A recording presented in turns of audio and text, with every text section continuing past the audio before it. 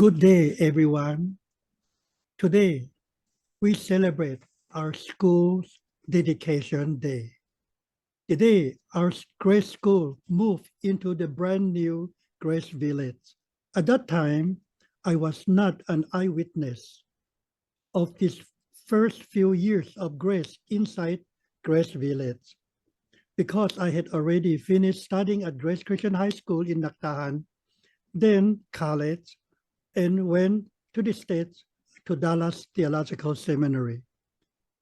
However, I soon returned back to Manila 3 years later in 1967 and was actively involved in the history of Grace inside the village. Now, most of my subsequent half a century at Grace was serving as pastor of the Grace Christian Church inside the new Grace Village. So today, I will just talk about the Grace Church, which I know from first-hand experience.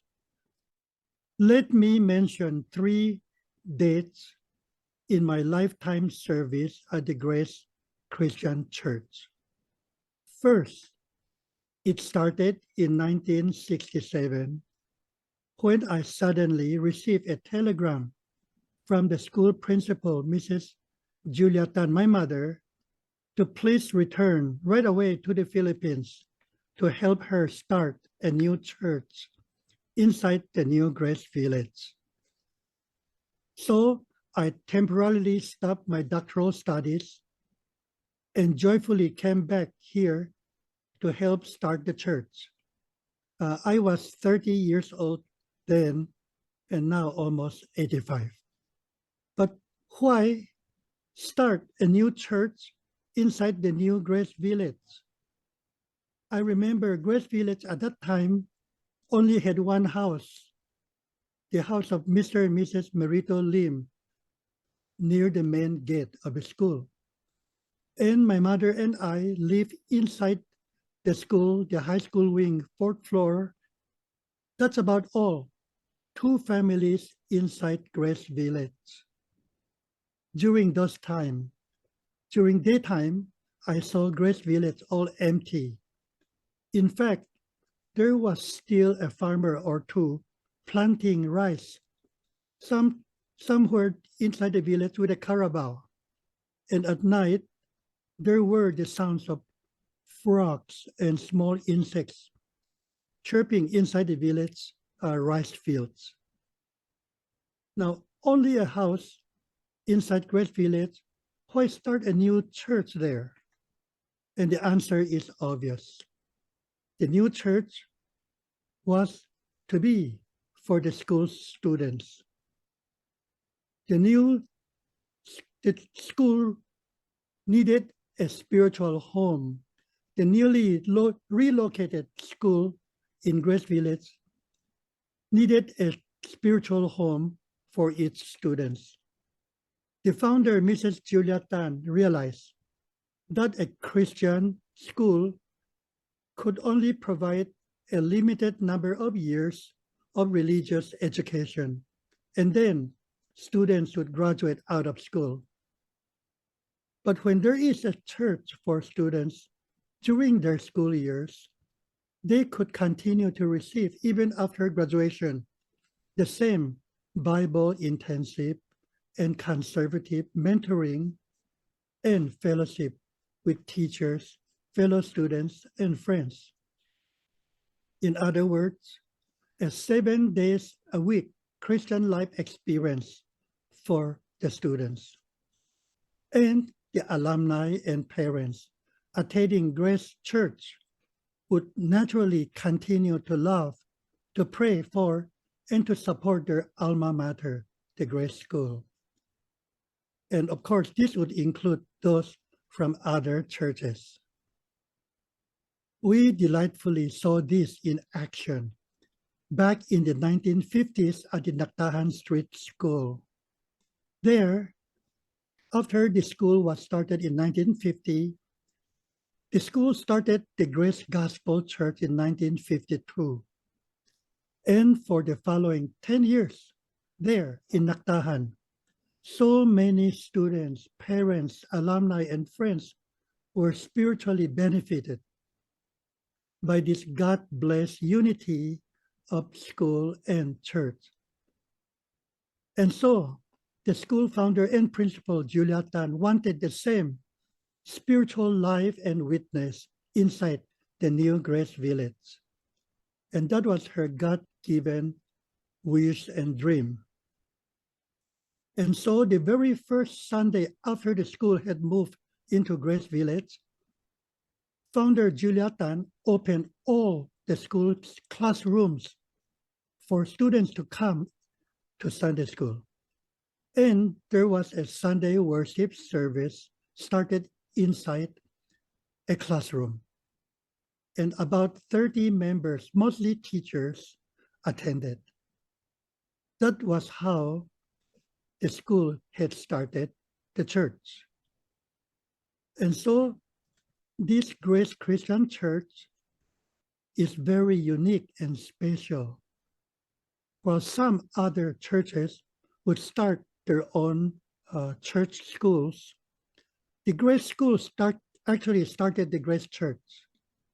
Even the Grace Christian Church was named after Grace Christian High School. Secondly, let us jump another 10 years and come to the 1970s.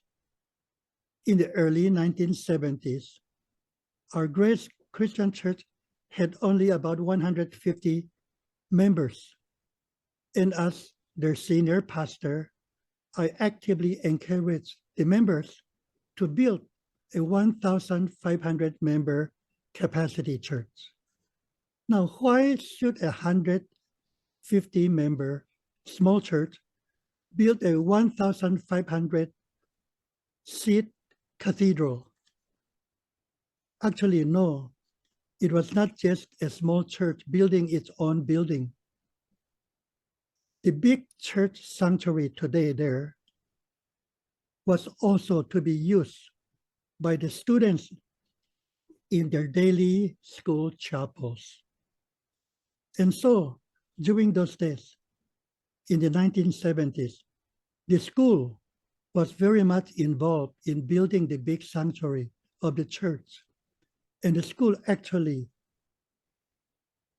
financially had a big part in it. Since I was pushing the church building project so much and prayerfully, of course, I became chairman of the building committee. Many of our church deacons did not want to be involved in that impossible task of building such a big church. And during construction, I was on site there daily, day and night for 1.5 years, praying over almost every corner of the church, of the new church, and maybe every post of that church. And I saw personally how God was using hundreds of devoted brothers and sisters to give generously to this project. I also saw as a school senior chaplain how God used the school to donate the bulk of the funds needed. I remember one day going with the school principal, Julia Tan, to negotiate with a large cement factory president for concrete. At that time, concrete was becoming very scarce and high price, and asked for a big discount because this church was to be a massive structure. Also, I went to Mindoro to buy Nara wood, and Mindoro Island had connections with our school trustee. And also there was a program in school at that time for every class to donate one church pew a class, and so forth. Even after the big church was built, we still had to pay off loans from the bank.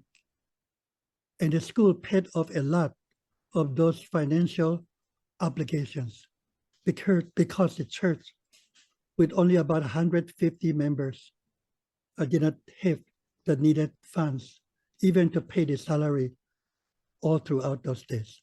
And today, you can see the Grace Christian Church of the Philippines built half a century ago, and yet still so modern and functional. Praise be to God. Thirdly, let's jump 30 more years to the year 2000. I will read from the Grace Christian Church's historical yearbook as part of its history record. Quote, 2008, the church celebrated its 40th foundation anniversary with 3 special installations. First, Dr. Paul Tan installed as Pastor Emeritus and Elder. 2, Reverend Stephen Tan installed as Senior Pastor. 3, Deacons Florencio Lim, James L. Tan, and Mike Cheng as church elders. The first 3 church elders. Praise God for such a God-honoring and glorifying transition of church pastoral leadership from myself, father to son, in a formal ceremony all at once. As parents, my wife Helen and I are thankful to God for selecting our son, Reverend Stephen, to be Grace Church Senior Pastor. I gladly encourage him and pass the church baton to him. We are proud of Dr. Stephen and his pastorate of Grace Christian Church these 14 years and continuing. We are also proud of our daughter, Dr. Christine, who was selected by her uncle, Dr. James, not me, and unanimously voted by the school board to be school president. Dr. Christine is God-called and educationally credentialed with 2 PhD degrees, 1 in higher education and 1 in Bible, so perfect for a Christian school head. Now in higher education, as we know, a proper educational degree is required, and Dr. Christine has the degrees.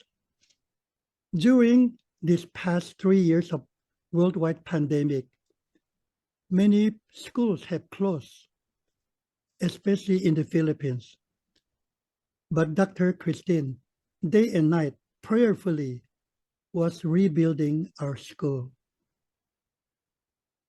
And within these 2 to 3 years, Dr. Christine and her faithful and wise administrative team has successfully accomplished at least 10 major projects, which could only be done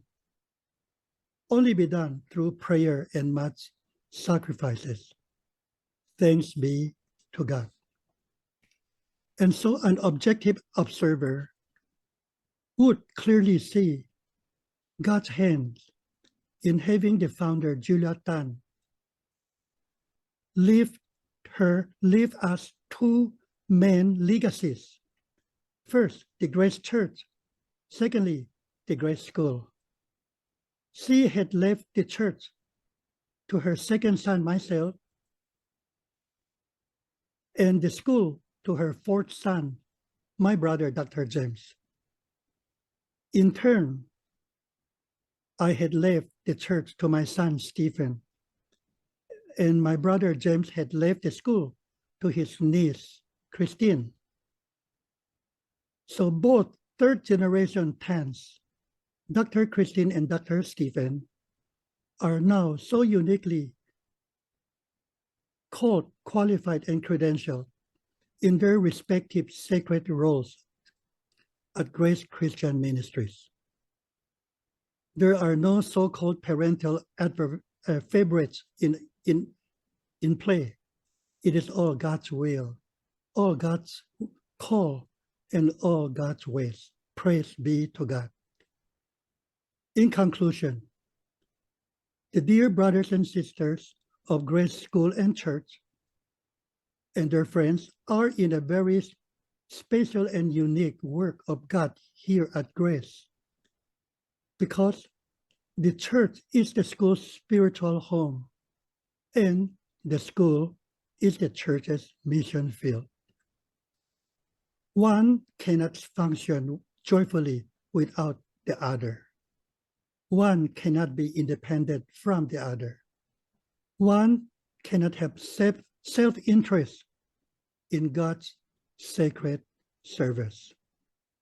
Moreover, since the school started and built the church will always belong with the school, because it is truly a student church. There are several community churches all around us, but Grace Christian Church of the Philippines is truly and uniquely a campus church. So anyone who is attending and serving in this unique church and school organization, whether in church or in school, has really volunteered to become a part of an ongoing 70-year God-blessed sacred legacy and heritage. The Grace history is a history of unity of school and church combined, called the Grace Christian Ministries. Let us continue to support, to promote, to defend, to pray for the Grace Christian Ministries of school and church. Jesus is coming. It could be very soon. Let us be found wise and faithful in this unique sacred stewardship from above, with eternal values and rewards. Thank you very much, and God bless you.